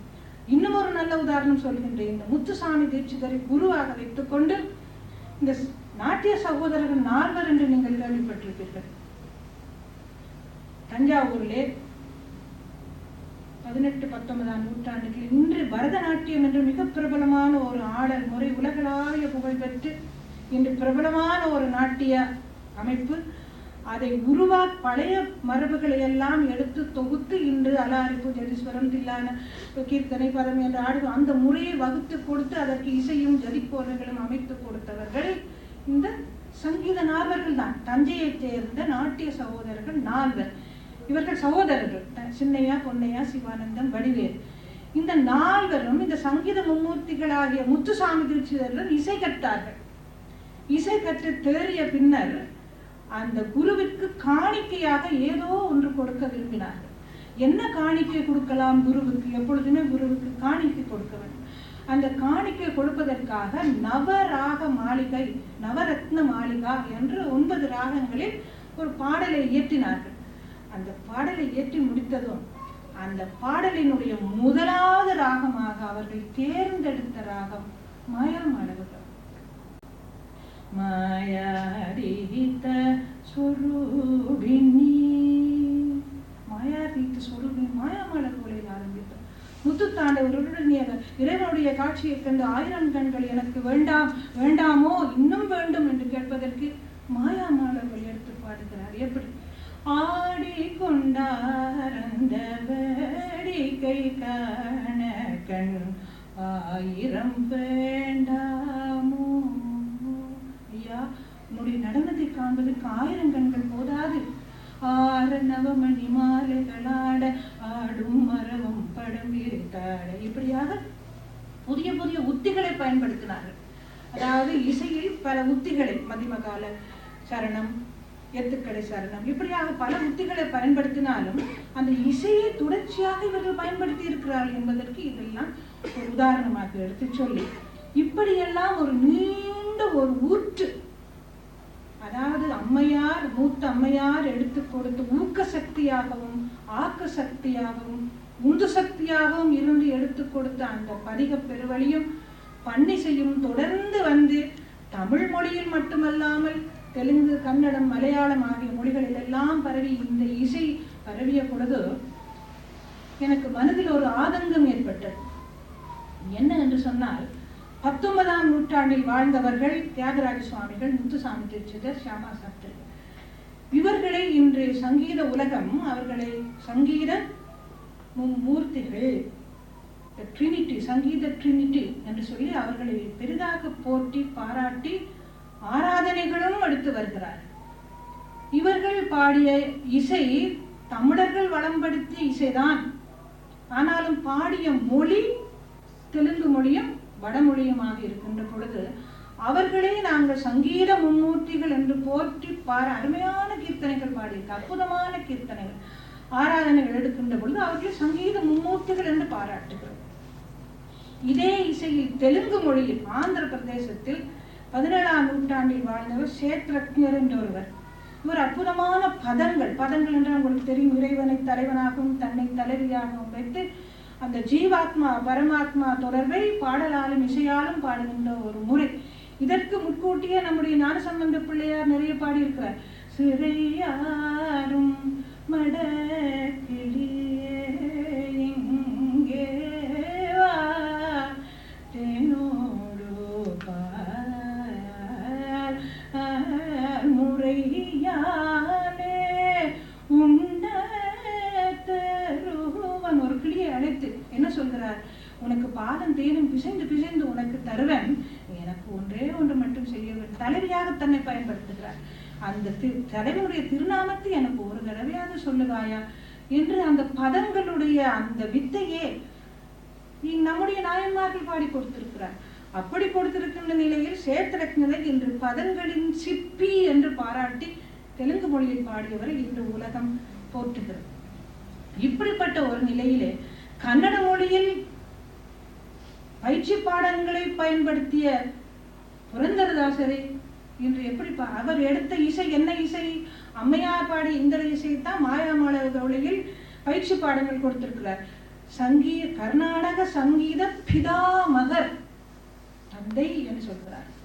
இப்படி எல்லாம் சொல்லுகின்ற பொழுது சங்கீத மும்மூர்த்திகள், பதங்களின் சிற்பி, சங்கீத பிதாமகர் என்று வேற்றும், அதாவது தமிழ் அல்லாத மொழிகளில் பாடியவர்களை பிற்காலத்தவர்களை இவ்வளவு போற்றி பாராட்டுகின்ற பொழுது இவர்களுக்கெல்லாம் மூத்தவராகவும், தேவார நாயன்மார்களை நாங்கள் தேவார மூவர் என்று சொல்கிறோம், அவர்களுக்கு மூத்தவராக அம்மையார் இருந்து கொண்டு இவர்களுக்கெல்லாம் பதிக வழியாலும் பண்வழியாலும் பக்தி நெறியாலும் இறைவனை தமிழையும் இசையையும் சேர்த்து பிசைந்து பாடுங்கள் என்று ஒரு பக்தி நெறியை காட்டிய அம்மையாரை, ஏன் தெய்வ தமிழிசை பாடிய அம்மையாரை தென்னிந்திய இசையின் தாய் என்று ஏன் அழைக்கக்கூடாது என்று அந்த உலகத்தமிழ் ஆராய்ச்சி மகாநாட்டில் நான் இன்னும் பல ஆதாரங்கள் சொன்னேன்.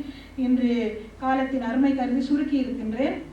இன்னும் பல ஆதாரங்கள் சொன்ன பொழுது அந்த முடிவுகளை ஏற்று உலகத்தமிழ் ஆராய்ச்சி மகாநாட்டில் அதை ஏற்றது மட்டுமல்லாமல் தமிழக அரசும் அதை ஏற்று ஆணை பிறப்பித்து இன்று எல்லோரும் காரைக்கால் அம்மையாரை கர்நாடக இசையின் தாய் என்று போற்றி புகழ்ந்து அவருக்கு உரிய மரியாதை, அவருடைய ஆளுமை, முழுமையான ஆளுமையை என்னால் கொண்டு வர முடிந்ததே என்று எளியனுக்கும் ஒரு சிறு மனநிறைவு. அந்த நிலையிலே அம்மையாருக்கு இன்று கர்நாடக இசை உலகிலும், சைவ உலகிலும், தமிழிலக்கிய உலகிலும், பக்தி மார்க்கத்திலும் ஒரு மிக உயர்ந்த ஒரு நிலை.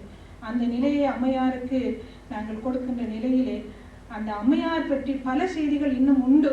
ஆனால் இன்றைக்கு இது போதும் என்று நினைக்கின்றேன். தங்களுக்கு ஏதாவது கேள்விகள் கேட்டு இந்த அம்மையார் பற்றி நீங்கள் ஏதாவது வினாக்கள் எழுப்ப வேண்டுமானால், விடை கொடுக்க முடியுமானால் நான் தயாராக இருக்கின்றேன் என்று சொல்லிக் கொள்கிறேன்.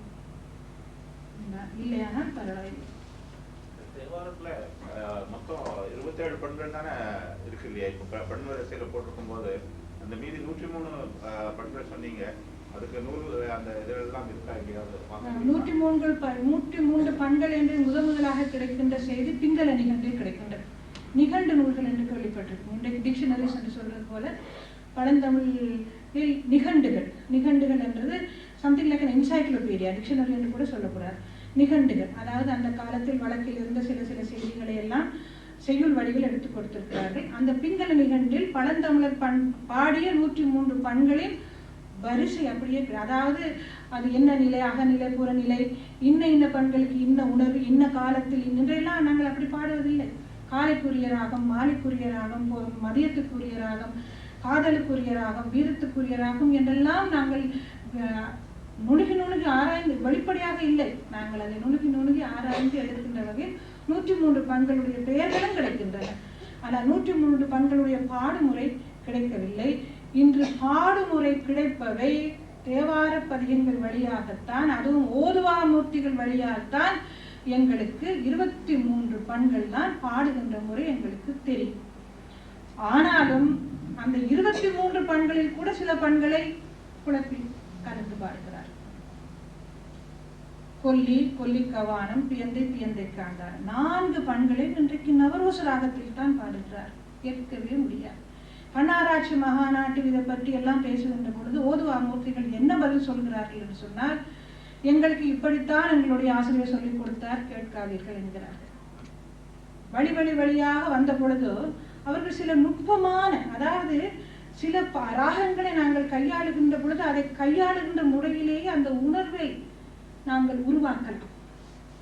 கல்யாணி ராகத்தை காதலுக்கும் பாடலாம், கோபத்திற்கும் பாடலாம், கருணைக்கும் பாடலாம். அந்த நாங்கள் சுரக்கோர்வைகளை நாங்கள் பயன்படுத்துகிற முறையில் அதை நாங்கள் உருவாக்கலாம். அந்த வகையிலே சில ராகங்களுடைய சுய உருவம் மறைந்து போய் 4 பண்களை ஒரு ராகத்தில் பாடுகிறார்கள். தக்க ராகம், தக்கேசி ராகத்தை இன்று காம்போது ராகத்தில் பாடுகிறார்கள்.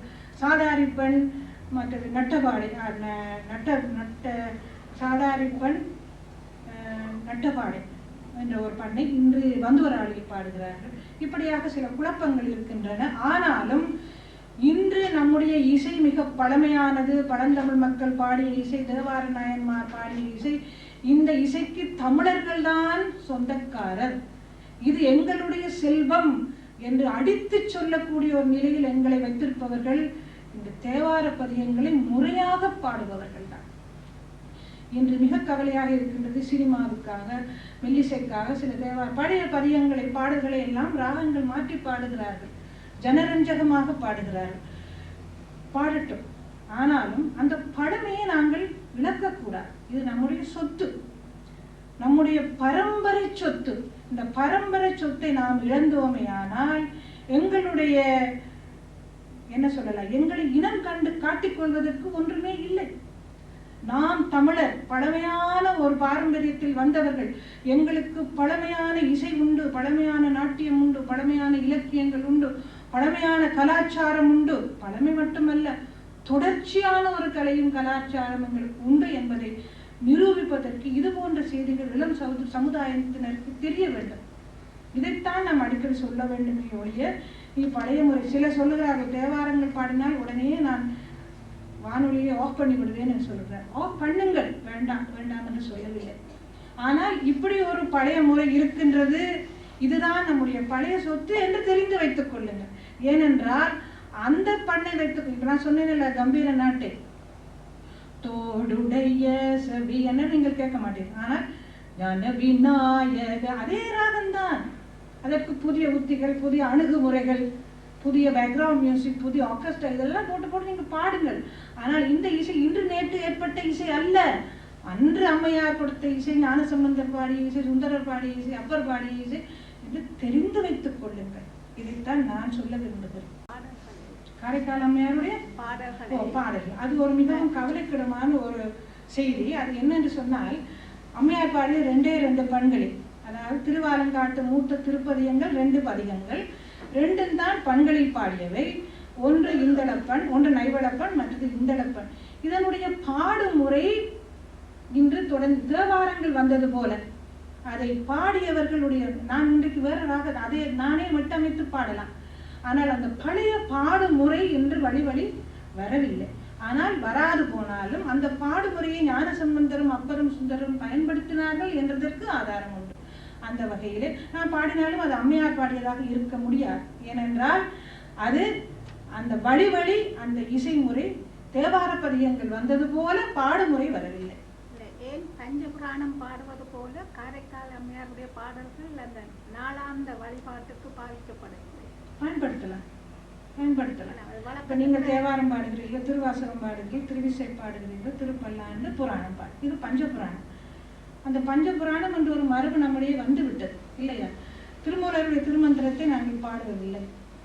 அதை இப்போ சிலர் இசையமைத்து பாடுகிறார்கள், நன்றாகவும் இருக்கின்றது. ஆனால் இந்த பஞ்சபுராணம் கோயில்களிலே பாடுகின்ற ஒரு இன்று கூட நான் உங்களையே ஒரு கேள்வி இருக்கு. 63 நாயன்மார்கள் என்று சொல்லிக் கொண்டு இருக்கின்றோம். 63 நாயன்மார்களும் கோயில் பிரகாரத்திலே நாங்கள் சிலை எடுக்கின்றோம். 63 நாயன்மார்களுக்கு பிறகு நாயன்மார்கள் அடியோர்கள் வரவில்லையா? இல்லையா? தாயுமானவர் எங்கே, பட்டினத்தார் எங்கே என்று பல கேள்விகள் கேட்கலாம். ஆனால் சில மரபுகளை நாங்கள் அடியொற்றி வாழ்க்கை நாம் அமைத்துக் கொண்டிருக்கின்றோம். சுந்தரர் பாடிய அந்த 63 நாயன்மார்களுடைய பெயரைத்தான் நம்பியாண்டார் நம்பிகள் எடுத்து சொன்னார். பெரிய புராணத்தில் சேக்கலார் விரித்து சொன்னார். அதையே நாங்கள் ஏற்றுக்கொண்டு விட்டோம். இன்று நம்ம இறைவனை ஒரு காலத்துக்கு அண்டமும் பிண்டமும் ஆட அண்ட சராசரம் ஐயங்கள் படைத்தல், காத்தல், அழித்தல், மறைத்தல் எல்லாம் செய்கின்றார் என்று சொல்வது ஒரு நம்பிக்கை தானே, ஒரு நம்பிக்கை. இதை விட்டு நீ வேற உருவத்தில் இறைவனை நினை என்று சொன்னால் நாங்கள் மறுத்து விடுவோம். இந்த இறைவன் ஒரு கால் ஊன்றி ஒரு கால் தூக்கி ஆடுகின்ற அந்த ஆடற்கோலம் தென்னாட்டுக்கு உரிய ஒரு கோலம்.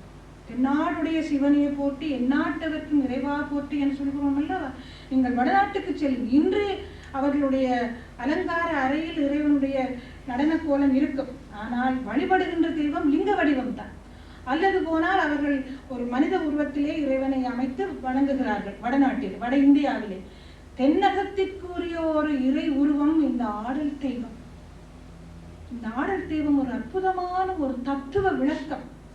படைத்தல், காத்தல், அழித்தல், மறைத்தல், சிவனாக இருக்கின்ற தோற்றம் துடி அதனில் தோயும் தெரியாது உங்களுக்கு தெரியும்.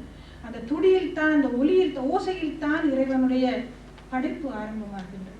பின்னர் படைத்தல், காத்தல், அழித்தல், மறைத்தல், அருளல் இதையெல்லாம் செய்துவிட்டு திரும்பவும் அந்த ஓசை உள்ளேயே இறைவன் ஒடுங்குகிறான். அப்படிப்பட்ட அற்புதமான தத்துவத்தை விளக்குகின்ற அந்த ஆடல் உருவம் வேறு எந்த நாட்டிலோ எந்த மதத்திலோ நாங்கள் பார்க்க முடியாத ஒரு அற்புதமான ஒரு கலை வடிவம், சமய வடிவம், தத்துவ வடிவம். இந்த நான் சொன்னேன் அல்லவா, தமிழிசை, தமிழர் பழந்தமிழர் தான். நான் தமிழிசை என்று எங்கும் பேசுவதில்லை. பேசுகின்ற பொழுது தமிழரிசை என்று தான் சொல்வேன். தமிழிசை என்று சொல்ல மாட்டேன், தமிழரிசை என்று தான் சொல்வேன். காரணம் என்னன்னா, தமிழர் பண்படுத்தி வளமூட்டி அதை கொடுத்த ஒரு இசைமுறை. தமிழர் தான் அதற்கு சொத்து.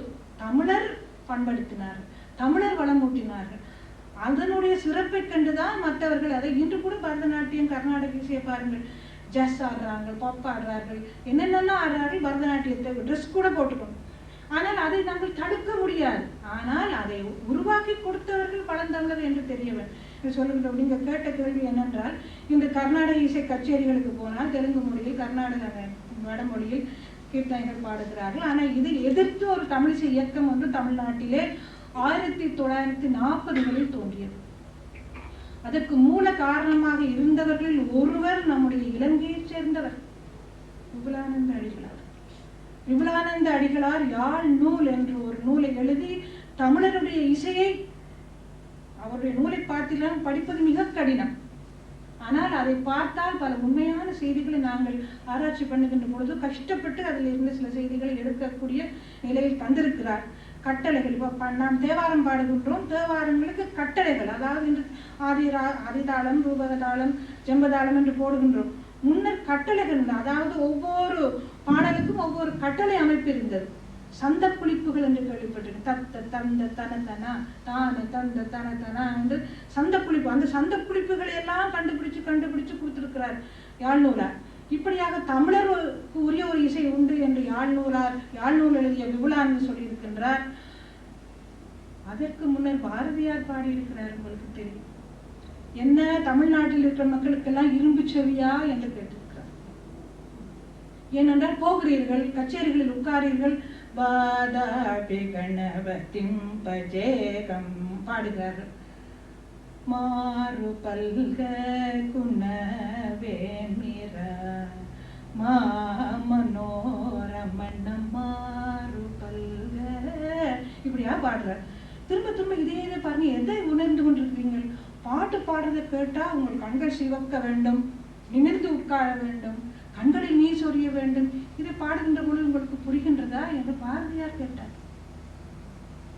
எவன் ஒருவன் எளிய தமிழில், எளிய இசையில், எளிய சந்தங்களோடு தமிழ் தாய்க்கு ஒரு காவியம் பாடுகின்றானோ அவன் தான் புலவன் என்று சொன்னார் பாரதி. அது ஒரு எழுச்சி நிலை. அந்த நிலையில் இருந்துதான் தமிழ் மக்களுக்கு ஒரு விழிப்புணர்ச்சி ஏற்பட்டது. ஏனென்றால் இருக்கின்ற நம்முடைய தமிழ் இசை இலக்கண நூல்கள் ஏராளம் இருந்தன. எல்லாம் எழுத்தில் தான்.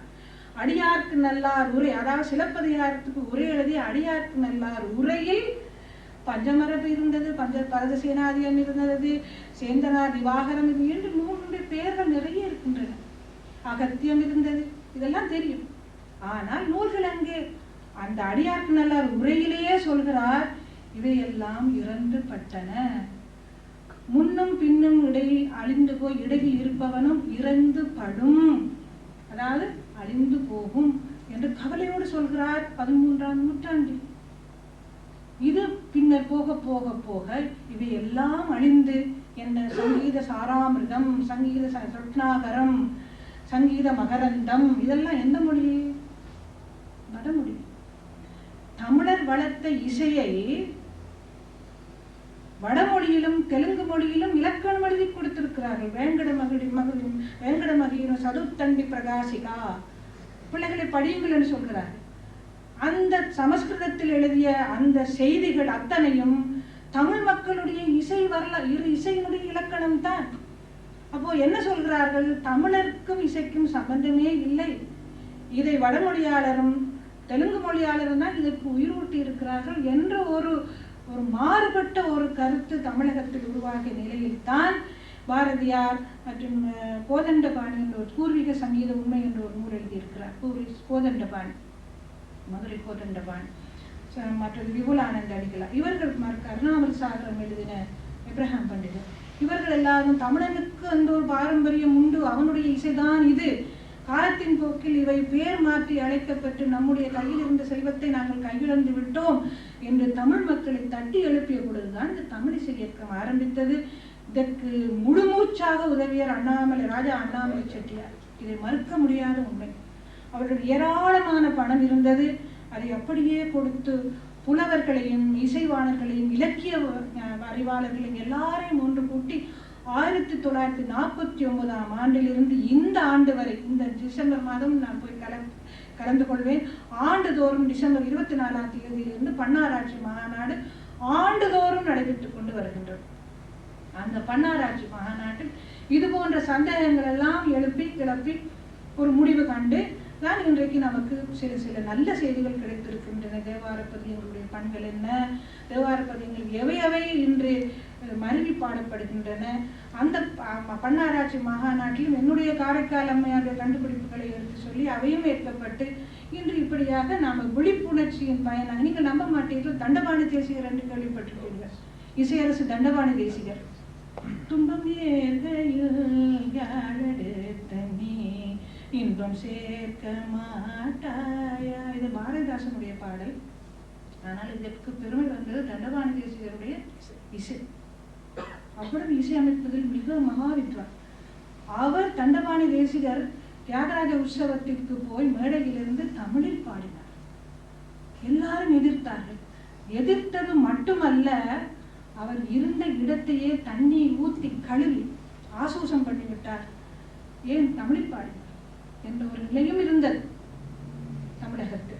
தமிழகத்தில் தமிழ் மக்களாலேயே தமிழிசை புறக்கணிக்கப்பட்டு ஒரு குறிப்பிட்ட இனத்தவருடைய அதிகாரம், அதனால் ஏற்பட்ட ஒரு கவலைக்கிடமான நிலை. ஆனால் இன்று நிலவரம் எவ்வளவோ மாறிவிட்டது.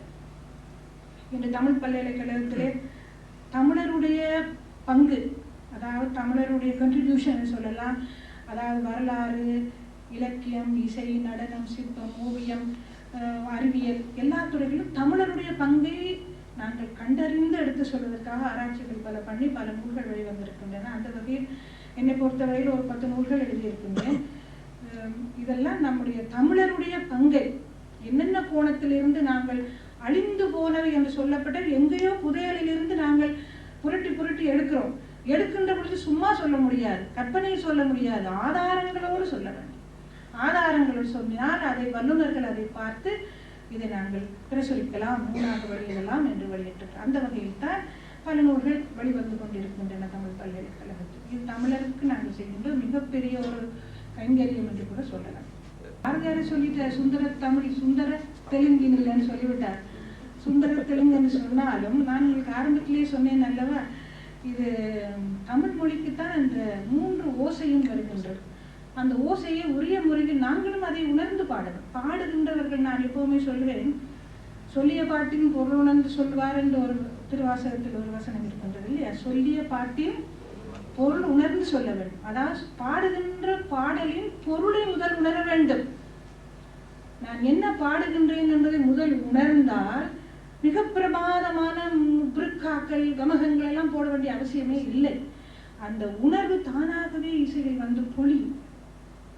அதுதான் தமிழுக்குரிய பேர். அது தமிழுக்கு மட்டும், எந்த மொழிக்கும், எந்த மொழியில் பாடினாலும் அந்த மொழியில் சொல்லப்பட்ட பொருளை உணர்ந்து பாடினால் நிச்சயமாக அந்த இசைக்கு ஒரு மகத்தான ஒரு தனித்துவம் உண்டு என்றுதான் சொல்லுவேன்.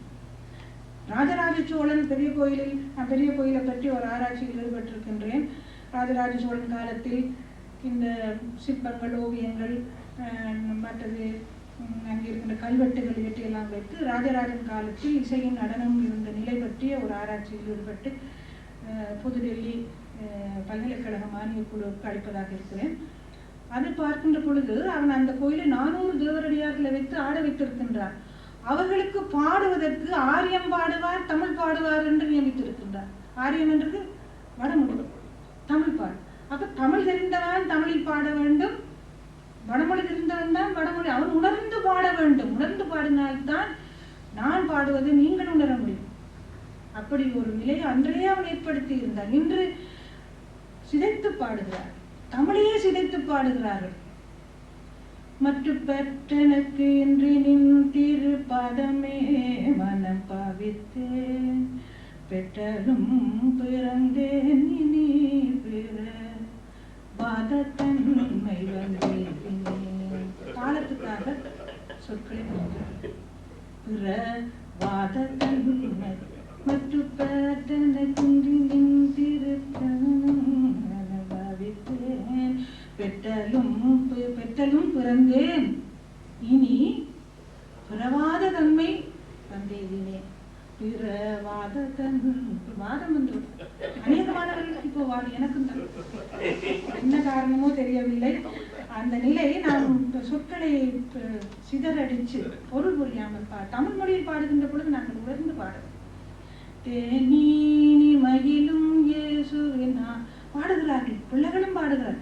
தேன் இனிமையிலும், ஆனா பாடு மியூசிக், அந்த மெலடி, தேனீனிமையிலும் தேன் இனிமையிலும் என்று வர வேண்டும் இல்லையா? இந்த மாதிரி சிலதை நாங்கள் பெரியவர்களாகிய நாங்கள் இதை பிள்ளைகளுக்கு உணர்த்தினால் கேட்பார்களோ எனக்கு தெரியவில்லை, இந்த காலத்து பிள்ளைகள். ஆனால் நாம் அதை கொஞ்சம் உணர்ந்து பொருள் பொதிந்த சொற்களை பேச வேண்டும், பொருள் பொதிந்து பொருளை உணர்ந்து பாட வேண்டும். இப்படிப்பட்ட நிலை இருந்தால் நிச்சயம் எங்களுடைய, நான் அன்று கூட பட்டிமன்றத்தில் பேசும்பொழுது கவலையான ஒரு செய்தியை சொன்னேன். அதாவது யுனெஸ்கோவில் ஒரு அறிக்கை ஒன்று, அழிந்து போகின்ற மொழிகளில் ஒன்று தமிழ் மொழி என்று அதில் இருந்தது. அதை பார்க்கின்ற பொழுது எத்தனை 2000 ஆண்டுகளுக்கு முன்பு செப்பனிட்ட ஒரு மொழி, அதாவது 2000 ஆண்டுகளுக்கு முன்னர் தான் எங்களுக்கு சங்க நூல்கள் கிடைக்கின்றன. அதற்கு முன்னரே முறைமையால சொன்னியபடியே என்பார் புலவர் என்று சொன்னால் அதற்கு முன்னர் இருந்திருக்கிறார்கள். முச்சங்க காலம் என்பார் புலவர் என்று சங்க நூல்கள் சொன்னால் அதற்கு முன்னர் யாரோ சொல்லியிருக்கிறார்கள். இப்படிப்பட்ட ஒரு பழமையான மொழி இன்றைக்கு சாக போகின்றது. பாரதியாரே சொன்னார்ல, மெல்ல மெல்ல சாகும் என்று சொல்லி. அந்த மெல்ல மெல்ல சாகின்ற நிலை என்று வந்துவிட்டது என்று சொல்லுகின்ற பொழுது பெரியவர்களாக எங்களுக்குத்தான் கவலையாக இருக்கின்றது. இளைஞர்கள் அதை பற்றி கவலைப்படுவதாக தெரியவில்லை.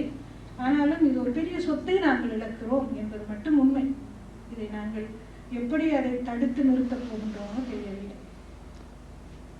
தமிழ்நாட்டில் உள்ள தமிழ் அரசாங்கங்கள் இதை பற்றி என்ன செய்கின்றார்கள்? தமிழ்நாட்டில் உள்ள தமிழ் அரசாங்கங்கள் என்ன இதை பற்றி என்ன செய்கின்றார்கள்? அரசு இதை பற்றி கவலைப்படுகிறார்களா? இந்த தமிழ் மொழி பற்றி நல்ல, அதாவது இப்ப அண்மையில் இணைய பல்கலைக்கழகம் ஒன்று ஆரம்பித்திருக்கின்றோம். அந்த அதாவது இணைய தமிழ் பல்கலைக்கழகம், அதாவது எங்களுடைய தஞ்சை தமிழ் பல்கலைக்கழகம் இணைய தமிழ் பல்கலைக்கழகம் என்றது டீச்சிங் தமிழ் த்ரூ இன்டர்நெட், அதாவது இணையம் வழி தமிழ் கற்பிக்கின்ற ஒரு பல்கலைக்கழகம். அந்த பல்கலைக்கழக வல்லுநர் குழுவில் நானும் இருக்கின்றேன். அதனால் எனக்கு அது பற்றிய செய்திகள் தெரியும். அதாவது வெளிநாட்டில் இருக்கின்ற, அதாவது டயஸ்போரான்னு சொல்கிறார்கள். இப்போ அதாவது இடம்பெயர்ந்து வாழுகின்றவர்கள் வெளிநாடுகளில் வாழுகின்ற பொழுது தங்களுடைய இனம், குணம், உடை, உணவு இவற்றை இறுக்கி பிடிக்க விரும்புகிறார்கள். ஏனென்றால் அந்தந்த நாடுகளில் இருக்கின்ற பொழுது தங்களை இனம் காட்டிக் கொள்வதற்கு அது தேவை. நம்முடைய மொழி, நம்முடைய உடை, நம்முடைய உணவு, நம்முடைய கலாச்சாரம் என்று இருக்கின்ற பொழுது அவர்கள் குழந்தைகளுக்கு தமிழ் மொழி தெரியாமல் தத்தளிக்கிறார்கள். இவர்களுக்கு தமிழ் மொழி என்று சொல்லுகின்ற பொழுது தமிழ் மொழி மட்டுமல்ல, தமிழ் மொழி ஊடாக இலக்கியம், வரலாறு, கலை, கலாச்சாரம், இசை, நடனம் போன்ற செய்திகளை மிக எளிய முறையிலே நாங்கள் இந்த இன்டர்நெட் மூலம் அவர்களுக்கு கற்றுக் கொடுப்பதற்கு ஏற்படுத்தி ஆரம்பித்து விட்டார்கள். என்னை பொறுத்தவரை நான் ஃபைன் ஆர்ட்ஸ், அதாவது நுண்கலைகளுக்கு பொறுப்பான வல்லுநர் குழுவில் இருக்கின்றேன். அவர்களுக்கு எப்படி இந்த இசையை, நடனத்தை, சிற்பங்கள், ஓவியங்கள் பற்றி அவர்களுக்கு பயிற்றுவிக்கிற மிக எளிய முறை 55 நாடுகளிலிருந்து பதிவு செய்திருக்கிறார்கள் உலகளாவிய நிலையில். இவர்களுடைய ஆர்வம் எங்களுக்கு புரிகின்றது. இவர்கள் ஒவ்வொரு கட்டத்தில் அவர்களுக்கு பட்டறிவு, அதாவது டிப்ளமா கோர்ஸ், டிகிரி கோர்ஸ் என்று சொல்லி அவர்களுக்கு சர்டிஃபிகேட் சான்றிதழ்களும் கொடுப்பதாக அவர்களுக்கு ஊக்குவித்திருக்கிறோம். ஆரம்பிக்கப்பட்டிருக்கின்றது. எவ்வளவு தூரம் தொடர்ந்து நடைபெறும் என்றது போக போகத்தான் தெரியும். தமிழக அரசினுடைய ஒரு முயற்சி. தமிழ் மொழி தெரியாமலே தமிழ் கலைகள் புலம்பெயர்ந்த நாடுகளிலே வளர்க்கப்படுவதாக நாங்கள் எண்ணிக்கொண்டிருக்கின்றோம்.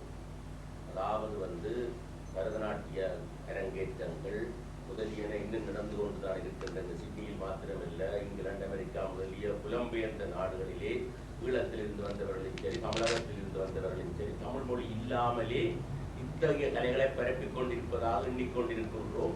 நடைமுறை நடந்து கொண்டிருக்கின்றது. அதை பற்றி ஏதாவது கூற முடியுமா உங்களால்? எனக்கு அண்மையில் ஏற்பட்ட ஒரு அனுபவத்தையும் நான் சொல்கிறேன். இந்த ஆண்டு ஜனவரி மாதம் என்னுடைய தமக்கையாருடைய பேரக்குழந்தை, அவனுக்கு 9 வயது. அவன் அற்புதமாக புல்லாங்குழல் வாசிப்பான். அவனுக்கு ஒரு அரங்கேற்றம், புல்லாங்குழல் அரங்கேற்றம் குவீன் எலிசபெத் ஹால் இந்த ராயல் காம்ப்ளெக்ஸ். மிகப்பெரிய செலவு பண்ணி எங்கள் எல்லாருக்கும் என்னுடைய அக்கா மகன் டிக்கெட் கூட அனுப்பினான். எல்லாரும் வர வேண்டும், என்னுடைய சித்திமார் எல்லாரும் வர வேண்டும் என்று நாங்கள் 5 சகோதரிகளும் பல காலத்துக்கு பிறகு ஒன்று சேர்ந்தோம் அவனுடைய கைங்கரியத்தினால்.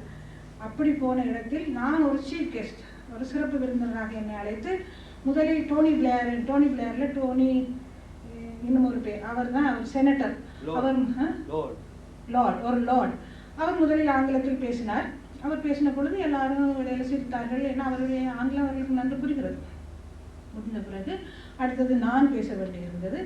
நான் ஆரம்பித்தேன் ஆங்கிலத்தில் பேசி அவனை வாழ்த்தி கொஞ்சம் பேசிய பிறகு நான் தமிழில் பேச விரும்புகின்றேன் என்று சொல்லி, ஏனென்றால் இது ஒரு தமிழ் மக்களால் ஏற்பட்ட ஒரு கலைமுறை, இந்த நிகழ்ச்சியை பற்றி நான் விமர்சிக்கவும் விரும்புகின்றேன் என்று சொல்லி தமிழ் மொழியில் பல செய்திகளை சொல்லி பேசி முடித்து விட்டேன். முடித்த பிறகு வெளியே வந்து பேசின பொழுது அந்த இளம் தலைமுறைகள் எனக்கு சொன்னார்கள், aunty what you spoke in English we were able to understand but we don't know what you spoke in Tamil. எனக்கு திக்கென்ற. ஏனென்று சொன்னால் சொன்ன அத்தனை பெண்களும் தாவணி அணிந்திருந்தார்கள், காஞ்சிபுர பட்டணிந்திருந்தார்கள், தலையில் பூ வைத்திருந்தார்கள், பொட்டணிந்திருந்தார்கள். அவர்கள் ஆங்கிலத்தில் பேசுகின்ற பொழுது அவர்கள் பேசுகிற ஆங்கிலம் எனக்கு புரியாமல் இருந்தது. என்ன இதுவரை Gandhi we couldn't understand what you spoke in Tamil. என்ன கதி? நீங்கள் கேட்பது உண்மையிலும் உண்மை. அந்த கலை வளர்க்கிறோம் என்று சொல்லி தம்மை இனம் காட்டிக் கொள்ளத்தான் பாவம் நம்முடைய சமுதாயத்தினர் தவிக்கிறோம். ஆஸ்திரேலியன் சிட்டிசன்ஸ் என்று சொல்லிக்கொண்டு ஆனாலும் நாங்கள் தமிழர்கள், நாம் யூகே சிட்டிசன்ஸ் என்று சொல்லிக்கொண்டு ஆனாலும் நாங்கள் தமிழர் என்று இனம் காட்டுவதற்காக இந்த உடை, அவர்கள் ரொம்ப டைட் ஷார்ட்ஸ் டைட் ஜீன்ஸ் எல்லாம் போட்டுக்கொண்டு போவார்கள் மற்ற நேரில். இப்படிப்பட்ட நிகழ்ச்சிகளுக்கு அழகாக அலங்காரம் பண்ணி கொண்டு வருங்க. மிக தமிழ்நாட்டில் கூட இப்படி அழகாக அலங்காரம் பண்ணது நான் பார்த்ததில்லை. அவ்வளவு அழகாக அலங்காரம், அழகான சுவையான கலர்களில் அந்த தாவணியும் அந்த தடையும் அந்த அவருடைய ஆடை அலங்காரம் மிக அழகாக இருந்தார்கள். வாசலில் கூத்து விளக்கோடு நின்றார்கள், பக்குவமாக மிக நன்றாக இருந்தது. ஆனால் நான் தமிழில் பேசியது புரியவில்லை என்கிறார்களே, கவலைக்கிடமான விஷயம். இதை நாங்கள் அந்த சந்ததியினரை, அந்த இளம் தலைமுறை நாங்கள் குறை சொல்லவே முடியாது. அப்படிப்பட்ட சூழலில் அவர்கள் வாழ்கிறார்கள். இனம் காட்டிக் கொள்வதற்காகத்தான் நீங்கள் சொன்ன இந்த கலையும் நாட்டியமும் கச்சேரிகளும் விழாக்களும் இதெல்லாம் நடைபெறுகின்றன. என்ன செய்வது? நீங்களே பதில் சொல்ல வேண்டும். புலம்பெயர்ந்த நாடுகளில் அதில் ஏதாவது திருப்பம் ஏற்படுவதற்கு ஏதாவது செய்ய முடியுமா? திருப்பம் ஏற்படுவதற்கு என்னை பொறுத்தவரையில் தமிழ்நாட்டிலிருந்து பலர் போகிறார்கள் வெளிநாடுகளுக்கு. திரும்பி வருகின்ற பொழுது எல்லோரும் என்னிடம் வருவேன். ஏன்னா அங்கே இருக்கிற அத்தனை பேருக்கு நான் ஒருத்தி மட்டும்தான் இலங்கை தமிழ், ஒருத்தி மட்டும். எனவே உங்களுடைய ஆட்கள் ரொம்ப நன்னா நம்மளை எல்லாம் உபசரிச்சாங்க, ரொம்ப நல்லவங்க. ஏன்னா இந்தியர்களை ஆதரிக்கவில்லை, நம்முடைய இலங்கை தமிழர்கள் தான் இந்த தமிழ்நாட்டில் இருந்து போகின்ற தமிழ்களை ஆதரிக்கிறார்கள். திரும்பி வருகின்ற பொழுது கை நிறைய பரிசுகளும் பொன்னும் மணியும் என்னோ கொடுத்து அனுப்புகிறார்கள். பரம திருப்தியோடு வந்த உங்களுடைய நாட்டெல்லாம் எங்களை நன்றாக பார்க்கிறார்கள். இன்னும் ஒரு அற்புதமான செய்தி ஒன்று, ப்ரொஃபசர் சதாசிவம் என்றவர், அவர் பன்மொழி புலவர், பன்மொழி தெரிந்தவர். அவர் ஒரு மகாநாட்டுக்கு லண்டனுக்கு போன பொழுது பல மொழி பேசுபவர்கள் அந்த மகாநாட்டில் கலந்து கொண்டார்கள். அவரவர்கள் தங்களுடைய உடையில் அந்த மொழியை எழுதி கொண்டுதான் போக வேண்டுமா. இவர் தமிழ் என்று எழுதியிருந்தார். இவருடைய உடையில் தமிழ். அப்போ வந்து கேட்டார்களாம், ஆய்வு ஸ்ரீலங்கனர். இல்லை நான் தமிழ்நாடுன்னு சொன்னாராம். காரணம் என்று சொன்னா தமிழ், இலங்கையில் தான் தமிழை வளர்க்கிறார்கள். இலங்கை தமிழர்கள், புலம்பெயர்ந்த இலங்கை தமிழர்கள் தான் தமிழை வளர்க்க விரும்புகிறார்கள், தமிழ் கலாச்சாரத்தை பாதுகாக்க விரும்புகிறார்கள் என்றது உலகறிந்த விஷயம். இந்தியர்கள் அப்படி அல்ல. ஏனென்று சொன்னால் பல மொழிகளில் ஒரு மொழி தமிழ் மொழி. சிங்கப்பூர்ல அதான் அன்னைக்கு ப்ரொஃபசர் அவர் விசி குழந்தசாமி என்று ஒருத்தர், அவர் 2-3 பல்கலைக்கழகங்களில் துணைவேந்தராக பணியாற்றிய மிகப்பெரிய ஒரு அறிவாளி. அவர் அடிக்கடி மொழிகளில் சொல்வார், தமிழ் மொழியை ஒரு அரசாங்க மொழியாக ஆக்குவதில் சிங்கப்பூர் போன்ற நாடுகள் எல்லாம் இருக்கின்றன, ஆனால் தமிழ்நாட்டில் அது இன்னும் வரவில்லையே என்று கவலைப்படுவார்.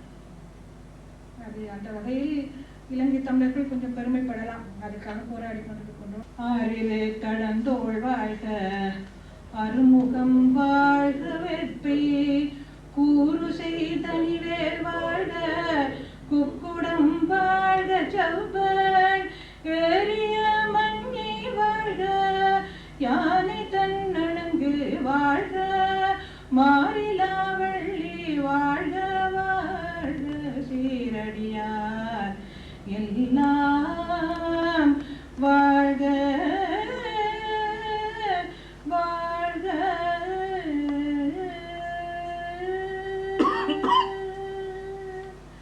அனைவருக்கும் என்னுடைய மனமார்ந்த நன்றியும், நீங்கள் எல்லோரும் இன்புற்று வாழ வேண்டும் என்று வேண்டி வணங்கி விடைபெறுகின்றேன். நன்றி, வணக்கம். நீண்ட நாட்களுக்கு பின் ஒரு அருமையான சொற்பொழிவை கேட்கின்ற வாய்ப்பு எங்கள் அனைவருக்கும் கிடைத்தது. இங்கு வருகை தராதவர்கள் பெரும் இழப்பை பெற்றவர்கள் என்று நான் நினைக்கின்றேன். காலக்கார அம்மையாரின் மறுபக்கம் என்று தலைப்பு இருந்தாலும் அவருடைய எல்லா பக்கங்களையும் அவர் எங்களுக்கு எடுத்துக்காட்டி அவருடைய பக்தியின் பெருமையையும் தமிழின் அருமையையும் சிவனின் அடுத்தாட்கொண்ட செய்தியையும் தமிழின் பன்னிசையை பற்றியும் பல பல விதங்களில் எல்லா விதமாகவும் அவர் எங்களுக்கு தெளிவுற எடுத்து கூறி எங்களுடைய ஐயங்களையும் அகற்றி எங்களுக்கு ஒரு நல்ல ஒரு சந்தர்ப்பத்தை தந்து நாங்கள் அவர்களுக்கு இப்படியான ஒரு சிறந்த பேச்சை கேட்பதற்கு எங்களுக்கு இந்த வாய்ப்பை தந்ததுக்காக சைவ மன்றத்தின் சார்பிலும் இங்கு குழுமியிருக்கும் தமிழ் அன்பர்கள் சார்பிலும் எமது நன்றியையும் வணக்கத்தையும் தெரிவித்துக் கொள்கின்றோம். திருமதி அவர்கள் நாளை பரதநாட்டிய கலையின் மரபு என்ற பொருள் பற்றி பேச இருக்கின்றார்கள். அவர் அதிலே ஆராய்ச்சிகள் நடத்தியிருக்கின்றார்கள். அனைவரும் வந்து கேட்டு அறிவு பெற்று செல்லுமாறு தாழ்மையாக கேட்டுக்கொள்கின்றோம். மீண்டும் உங்களுக்கு நமது நன்றியை தெரிவித்துக் கொள்கின்றோம். வணக்கம்.